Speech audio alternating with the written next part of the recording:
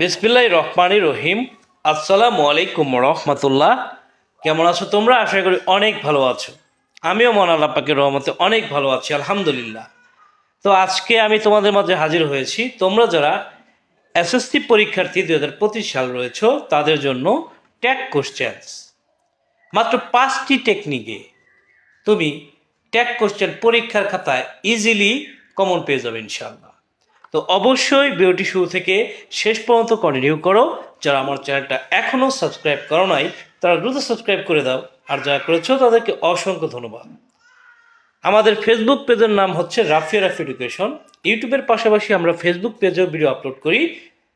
তো তাই আমাদের ফেসবুক পেজ যদি এখনও ফলো করে না হয়ে থাকে তাহলে এখনই তুমি আমাদের ফেসবুক পেজটা ফলো করে দাও। তো চলে যাচ্ছি আজকের আলোচনায়, যে ট্যাগ কোশ্চেন্স। তো ট্যাগ কোশ্চেন তোমাদের ইংরেজি সেকেন্ড পেপারের 9 নাম্বার কোশ্চেনে এসে থাকে। তোমার পরীক্ষায় 5টা ট্যাগ কোশ্চেন আসবে, 5টাতে রয়েছে 5 মার্কস। তো কোনো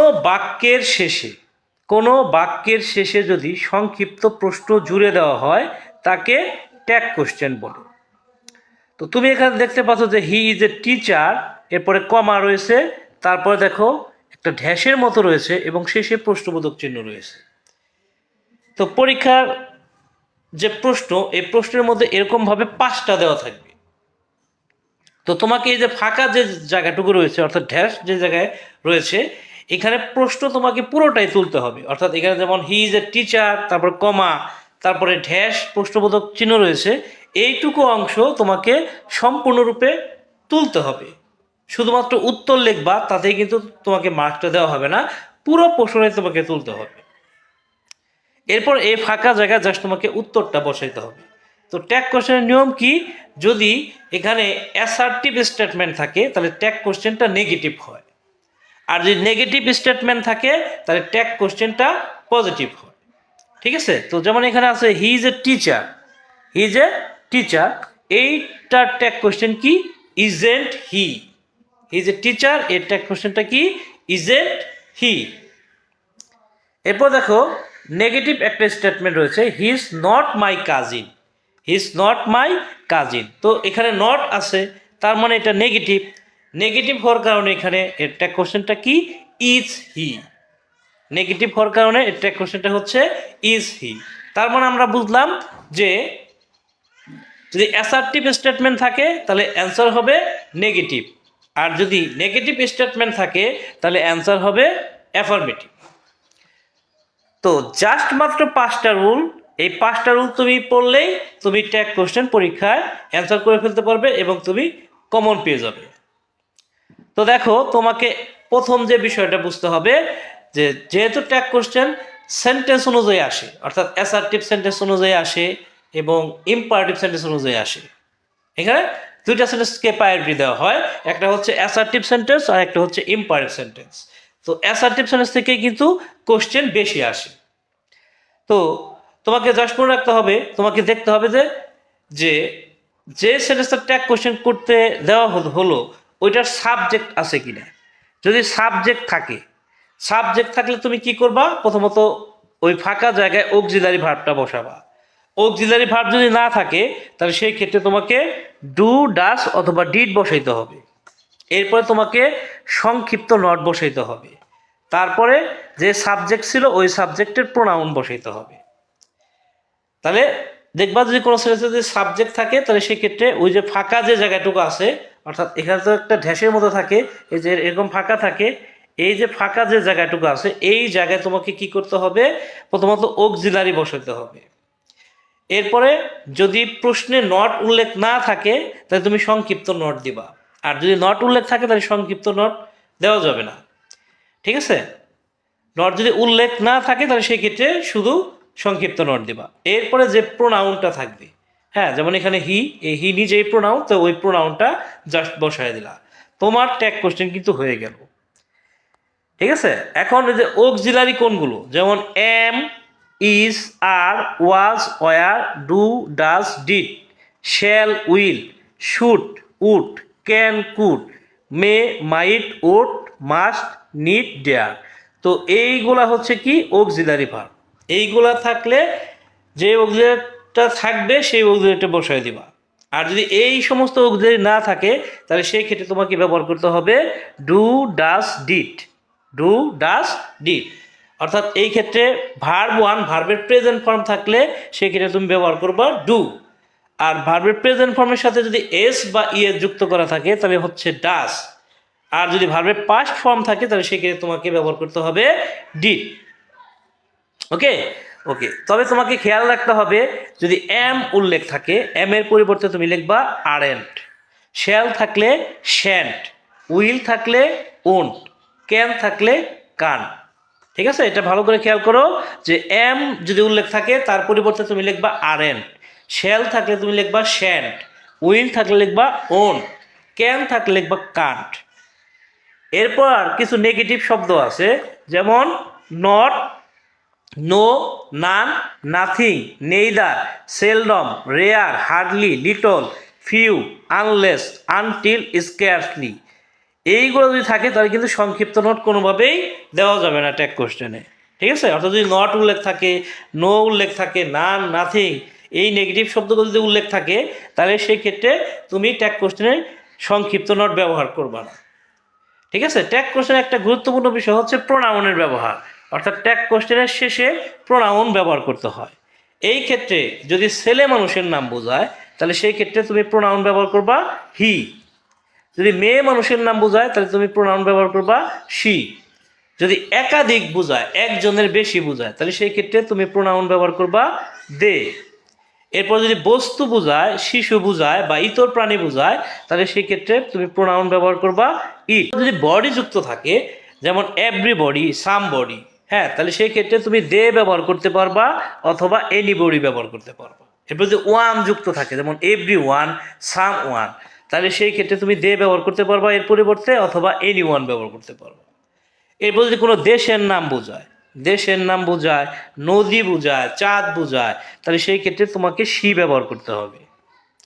যদি উল্লেখ থাকে নেইদার অফ দ্যাম তাহলে তার জন্য তোমাকে দে ব্যবহার করতে হবে প্রোনাউন হিসেবে। যদি অল অফ আস থাকে তাহলে তার পরিবর্তে উই ব্যবহার করতে হবে। আল্লাহ বা গড থাকলে, আল্লাহ থাকলে তুমি আল্লাহ ব্যবহার করতে পারো, বা গড থাকলে গডই ব্যবহার করতে পারো অথবা হি ব্যবহার করতে পারো। ঠিক আছে, তো এভাবে প্রোনাউন ব্যবহারে তোমাকে অবশ্যই সতর্ক থাকতে হবে। তো এইবার আমরা চলে যাব রুল টুতে। রুল টুতে হচ্ছে, রুল ওয়ান ছিল সাবজেক্ট থাকলে, হ্যাঁ, অ্যাসার্টিভ সেন্টেন্সের কি থাকে, সাবজেক্ট থাকে। অ্যাসার্টিভ সেন্টেন্সের শুরুতে সাবজেক্ট থাকে, তবে ইম্পারেটিভ সেন্টেন্সে কি থাকে না, সাবজেক্ট থাকে না। সাবজেক্ট থাকলেও সেটা উজ্জ থাকে। অর্থাৎ রুল টু, সাবজেক্ট না থাকলে তোমাকে কি করতে হবে, জাস্ট তুমি ওই ফাঁকা জায়গায় উইল ইউ বসায় দিতে হবে। সাবজেক্ট যদি না থাকে কোনো সেন্টেন্সে তাহলে সেই ক্ষেত্রে তুমি ওই ফাঁকা জায়গায় জাস্ট উইল ইউ কথাটা বসায় দিবা, তাহলেই তোমার ট্যাগ কোশ্চেন হয়ে যাবে। তবে লেটের পরে যদি আস থাকে বা লেটস কথাটা থাকে তাহলে সেই ক্ষেত্রে বসাইতে হবে শ্যাল উই।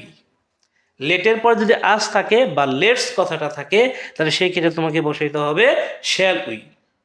যেমন এক্সাম্পল, লেট আস বা let's work, let us work বা লেটস ওয়ার্ক, তো এর ট্যাগ কোশ্চেনটা কি হবে, শ্যাল উই। এরপর দেখো লেটের পরে কিন্তু কি নাই, আস নাই, পরের সেন্টেন্সে লেটের পরে কি নাই, আস নাই, মি আছে, তাহলে এই ক্ষেত্রে তোমাকে কি বসাইতে হবে, উইল ইউ। এই ক্ষেত্রে তোমাকে বসাইতে হবে উইল ইউ। এরপর দেখো 3 নাম্বার সেন্টেন্সটা দেখো যে he lets me enter the room, he lets me enter the room, তো এইখানে ট্যাগ কোশ্চেনটা কি হবে, ডাজেন্ট হি। কেন ডাজেন্ট হি হইলো, কারণ এইখানে দেখো লেটস হচ্ছে ভার্ব, তার আগে একটা সাবজেক্ট আছে হি, তো এটা কিন্তু অ্যাসার্টিভ সেন্টেন্স, যেই কারণে এখানে লেটসের পরিবর্তে হয়েছে ডাজ, তারপরে সংক্ষিপ্ত নট বসছে, এরপরে হি বসছে, তো এর ট্যাগ কোশ্চেনটা কি হবে, ডাজেন্ট হি।